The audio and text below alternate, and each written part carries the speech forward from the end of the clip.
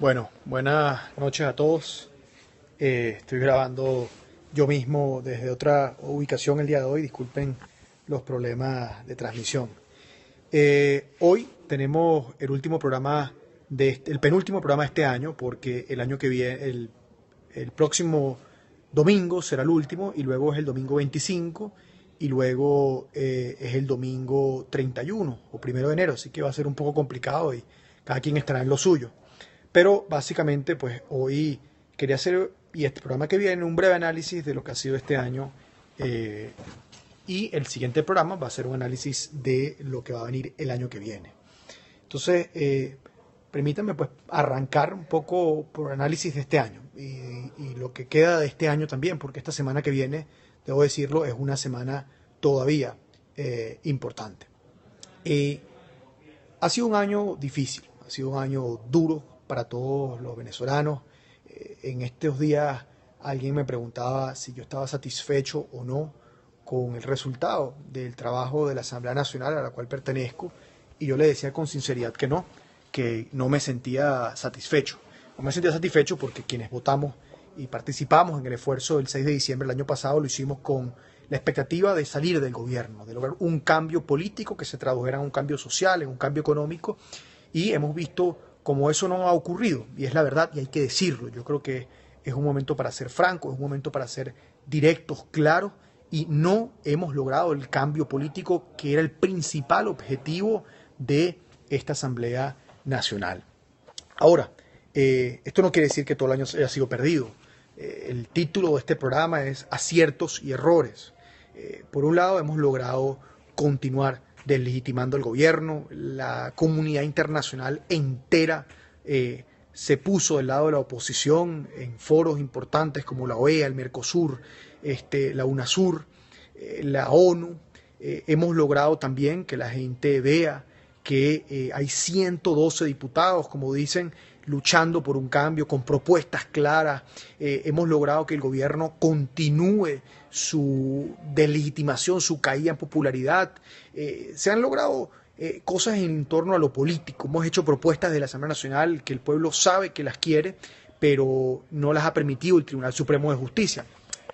Pero, como les decía, lo más importante es el cambio político, cambio que no ha llegado. Y cambio que pudo haber llegado, es posible, es posible. Nosotros creemos que sí, que hemos podido avanzar mucho más de lo que lo hicimos. Con el referéndum revocatorio se generó en Venezuela todo un movimiento político, y aquí lo digo para que no hayan dudas, un referéndum revocatorio que propuso inicialmente Enrique Capriles, cosa que el mismo Leopoldo López reconoció en su momento. Pero un referéndum revocatorio que una vez que lo asumió el pueblo de Venezuela, lo asumimos todos los partidos, salimos a la calle a luchar por él con el 1%, luego salimos a la calle a luchar para que nos dieran el 20%, hubo una marcha el 1 de septiembre, hubo una marcha el 20 de octubre, el país entero estaba abocado a lograr una salida electoral. La mayoría de la gente quería el referéndum, la mayoría de la gente estaba dispuesta a votar en contra del referéndum, y finalmente ocurrió lo que muchos nos temíamos. Finalmente ocurrió lo que algunos estaban seguros que iba a ocurrir, que es que el gobierno nacional, a través del Tribunal Supremo de Justicia, pues eliminó el referéndum revocatorio y nos quitó el derecho a elegir a todos los venezolanos. Y ante eso, nuestra respuesta fue inicialmente la correcta. Nuestra respuesta fue calle, nuestra respuesta fue firme, nuestra respuesta fue seguir luchando para ese camino electoral que está en la Constitución y que tanto nos merecemos. Pero luego entonces el gobierno vino con la propuesta del diálogo, y aquí lo hemos dicho, el diálogo per se no es necesariamente un error, el diálogo per se no es necesariamente una equivocación, pero cuando el diálogo viene acompañado de la renuncia a la presión, de la renuncia de la calle, de la renuncia del juicio político, pues evidentemente pierde casi que todas las probabilidades de tener éxito. Esto es un gobierno que no cede fácilmente, es un gobierno que debemos calificarlo de malandro, y un gobierno como este requiere únicamente de presión para poder negociar, para poder ceder. Desde nuestra perspectiva, el error estuvo, insisto en esto, en haber abandonado la calle.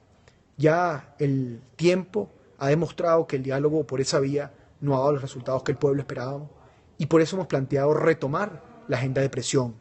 Desde hace ya aproximadamente un mes venimos insistiendo sobre esto. Ayer tuvimos un acto político en el que participaron distintos partidos de la Mesa de la Unidad de la Asamblea Nacional, pero también estuvo la sociedad civil, porque no basta con que los partidos políticos se activen, hay que escuchar también a la gente. Y estuvo ahí, por ejemplo, Hasler Iglesias, representante del movimiento estudiantil, estuvo Víctor Márquez, representante de la comunidad universitaria, estuvieron los trabajadores con el Frente Amplio Social, los gremios, y todos planteábamos la necesidad de retomar el juicio político. Parecieran indicar que este martes retomaremos la agenda de presión, pareciera indicar que este martes retomaremos la agenda basada en el artículo 233 de la Carta Magna, y siempre y cuando esto ocurra antes del 10 de enero, estaríamos sentando un precedente importante para poder avanzar en una ruta que va a ser los más duros en la historia de Venezuela.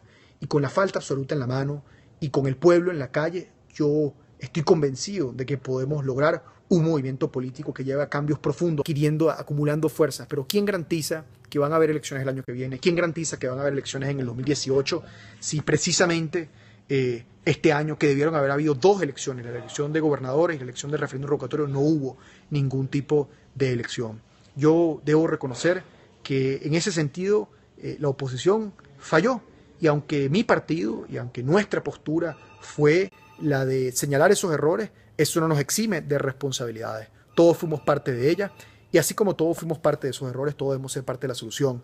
Y nuestro planteamiento es entonces enmendar eso, no volver a caer en esos errores, porque les digo, mira, sinceramente aquí hay quienes dicen, bueno, ¿cómo es posible que ustedes hayan acompañado la unidad? Nosotros no estuvimos de acuerdo, lo dijimos públicamente, lo dijimos en la Asamblea Nacional, pero por otro lado hay quienes dicen la unidad es fundamental, no pueden dejar la unidad, no pueden romper la unidad, y por eso yo hoy los invito a que ampliemos la unidad, a que fortalezcamos dentro de la unidad a quienes planteamos una postura clara para avanzar, a quienes entendemos que no podemos perder más tiempo, a que como muchos de ustedes han dicho a través de estos mensajes el día de hoy, la gente no va a seguir esperando a que la comida llegue a su casa, la gente no puede seguir esperando a que las medicinas caigan del cielo, porque esta crisis no aguanta para más y tenemos que lograr cambios políticos, económicos y sociales en el corto plazo.